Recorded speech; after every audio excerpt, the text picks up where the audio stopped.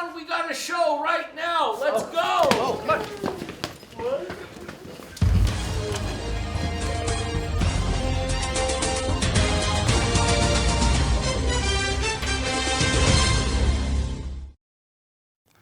Good morning, Grizzlies. My name's Jesse. I'm Emilio.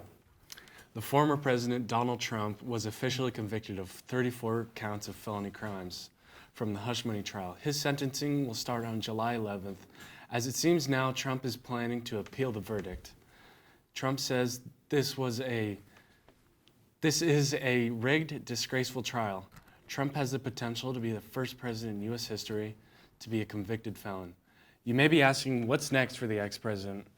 Well, the charge of falsifying business records is a Class E felony in New York. The lowest tier of felony, he could be punished up to 4 years in prison, but his punishment is ultimately up to Judge Cannon. In other news, Mexico's campaign season has come to an end as a gunman shot an aspiring mayor candidate last Wednesday, days before the first female Mexican president is to be elected. Condolences to Alfredo Cabrera and his family. Sending it to Emilio with local. Thank you, Jesse. Starting off with local news, graduation is almost here. It will be on Friday, the 7th of June, and the ceremony will begin at 7 p.m. Make sure to get your tickets, and seniors, be sure to have a blast at grad night. This year, McMinnville High School is graduating over 600 seniors. Talking about blast, now some news from our coast. A humpback whale washed up on May 31st near Walkaway Beach. It was drawing quite a crowd, and officials determined that the cause of death was from trauma to the right of the juvenile male's head, which was caused by a boat. According to the National Oceanic and Atmospheric Administration, the whale appeared to be bloated, which meant it had likely been dead for several days. As the remains of the whale are still on the shores of Nehalem Bay, Oregon State Park is urging the public to not visit the scene to avoid further disturbance. Let's hope we don't approach it, the same situation. Let's hope we don't approach the situation with the bang once again. Now, sending it over to Ava with sports. Thank you, Emilio. And welcome to Today in Sports. It's been a few weeks since Kansas City Chiefs kicker Harrison Butler gave what he thought was an inspiring speech, telling the bright young ladies of Benedictine College that they should in fact not be excited for their careers and the degrees they have worked the last 4 years to acquire, but more importantly stating, I would venture to guess that the majority of you are more excited about your marriage and the children you will bring into this world. Yeah, you heard it right, folks. The kicker then doubled down in his response to criticism by claiming that his Catholic values are under attack and hated by many, along with saying that women's accomplishments in the home are more important than any academic or professional goals, along with other things. In more unfortunate news, Hall of Famer Larry Allen has died unexpectedly at the age of 52. Friends and family of Larry say he was deeply loved and cared for by his wife, Janelle, whom he refers to as his heart and soul. His daughters, Jayla and Lorraine, and son, Larry III. The Jones family and the Cowboys extend their deepest condolences, thoughts, and prayers to the Allen family and grieve along with the many other friends and Cowboy teammates that also loved Larry. That's all I have for you today, so sending it over to entertainment. Thank you. An actor from the show General Hospital, Johnny Wachter, was tragically killed on May 25th in downtown Los Angeles by a thief trying to steal a catalytic converter.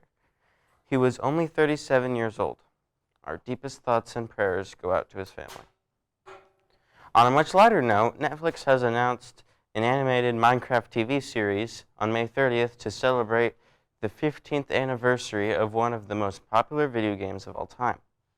While there is no set release date, it will come out in 2025 at the earliest, so we'll have to wait a little bit and hope that Netflix does this game justice. That's all for entertainment. Back to the desk. Thanks, Davis. That was our final show. It's also a few other people's final show. I got Cody up here to send it over. Yes, if you haven't noticed, today's show has been mostly focused on the seniors because this is their final show. So let's go over to an interview with the seniors.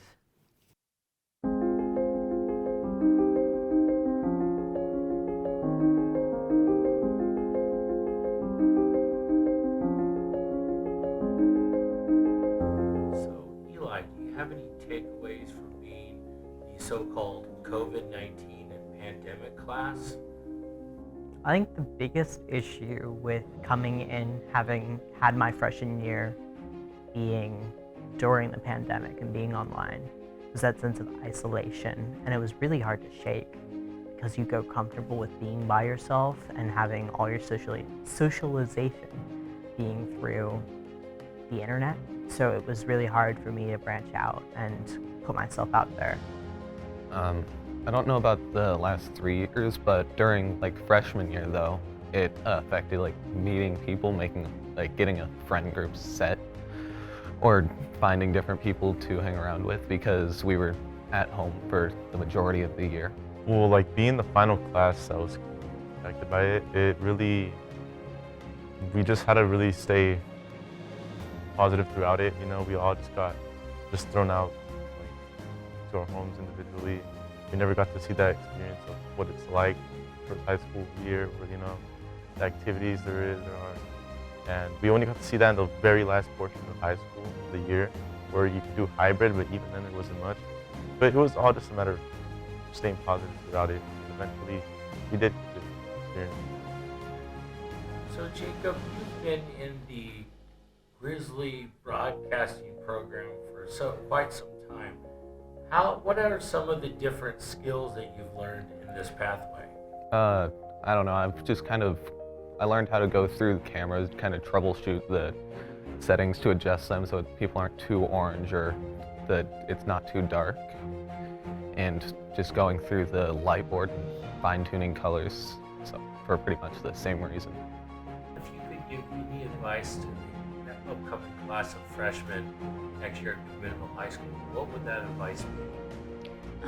My biggest piece of advice is definitely to just be kind to everyone, smile at people, say hi to people who you've had classes with.